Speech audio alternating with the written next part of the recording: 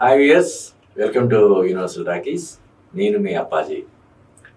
మనశంకర Varaprasad cinema సాధిస్తున్నటువంటి విజయం గురించి ప్రత్యేకించి చెప్పాల్సినటువంటి అవసరం లేదు. ఇప్పటి వరకు రీజనల్ అంటే మన తెలుగులో నేరుగా రిలీజ్ అయినటువంటి సినిమాల రికార్డులన్నింటినీ అది బ్రేక్ చేయడం, ఇంకా స్టిల్ చాలా చోట్ల విజయవంతంగా ప్రదర్శితం అవుతుండడం మనందరికీ తెలుసు. అయితే ఆల్రెడీ ఈ సినిమా విడుదలయ్యి 30 రోజులు అయిపోయింది, 4 రోజులు అయిపోయింది. అంటే మరో 2 వారాల్లో 3 వారాల్లో 50 రోజులు పూర్తి చేసుకోబోతున్న సందర్భంగా ఈ సినిమాకి అర్ధశత దినోత్సవ వేడుకలు నిర్వహించే అవకాశం ఉంది. ఆ దిశగా దర్శక నిర్మాతలు ఆలోచన చేస్తున్నారని చెప్పి తెలుస్తుంది. ఎందుకంటే ఈ మధ్యకాలంలో ఒక సినిమాకి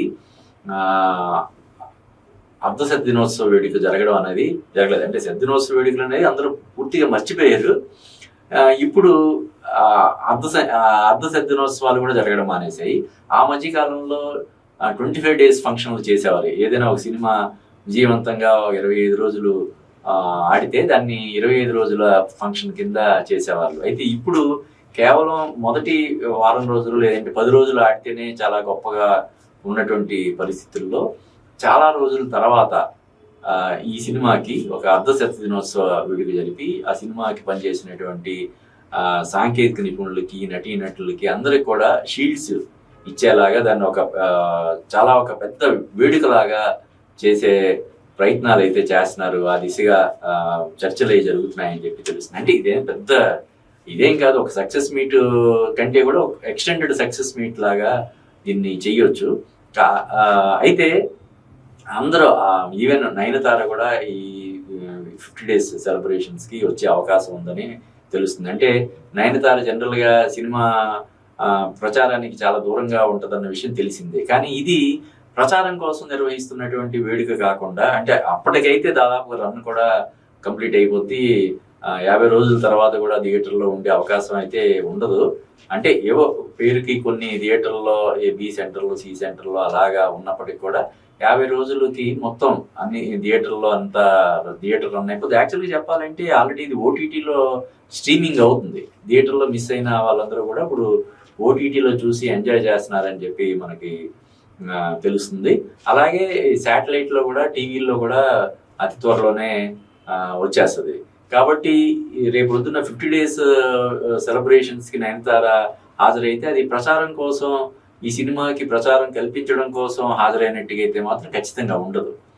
ఈ సినిమా సక్సెస్లో తను కూడా భాగమైనందుకు సంతోషాన్ని వ్యక్తం చేస్తూ టీంతో పాటు దాన్ని పంచుకోవడం కోసం వచ్చినట్టు ఉంటుంది తప్ప ప్రచారం కోసం అయితే వచ్చినట్టు ఉండదు. కాబట్టి నయనతారకు కూడా ఏ విధమైనటువంటి ఇబ్బంది ఉండకపోవచ్చు. ఎందుకంటే మనశంకర వరప్రసాద్ సినిమా కోసం 2 వీడియోలు చేయడం, మొదట ఈ సినిమాలో నేను నటిస్తున్నాననే విషయం తెలియజేసేటట్టు ఒక వీడియో, తర్వాత ఏంటి ఈ సినిమా రిలీజ్ ఎప్పుడు, నన్ను ఎందుకు వాడుకోవటం లేదు, ఎందుకు నాతోటి ప్రమోషన్ వీడియోలు చేయించట్లేదని చెప్పి తనే అడిగి మరి ఒక వీడియో చేసినట్టుగా ఏదైతే వీడియో మన అనిల్ రావుపూడి క్రియేట్ చేశాడో ఆ 2 వీడియోలతోటి తమిళనాడులో బాగా ఆమెకి వ్యతిరేకత వ్యక్తమైంది. అంటే ఇక్కడ ఎప్పుడు ఏ సినిమాకి నువ్వు ప్రమోషన్స్కి రావు, అటువంటిది ఒక తెలుగు సినిమాకి ప్రమోషన్ మాత్రం నువ్వు బాగా ప్రమోట్ చేస్తున్నావు అని చెప్పి బాగా నిరసన వ్యక్తమైంది, బాగా ట్రోలింగ్ చేశారు.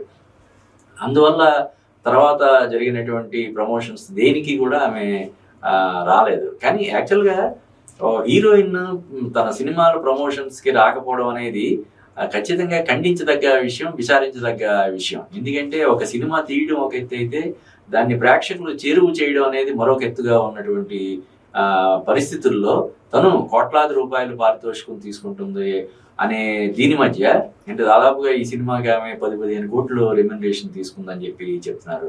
మరి అన్ని కోట్లు రెమ్యునరేషన్ తీసుకుంటున్న హీరోయిన్ తన సినిమాని ప్రమోట్ చేయడం కోసం ముందుకు రాకపోవడం, దానికోసం కొన్ని రోజులు కేటాయించకపోవడం అనేది ఖచ్చితంగా ఆక్షేపణీయం.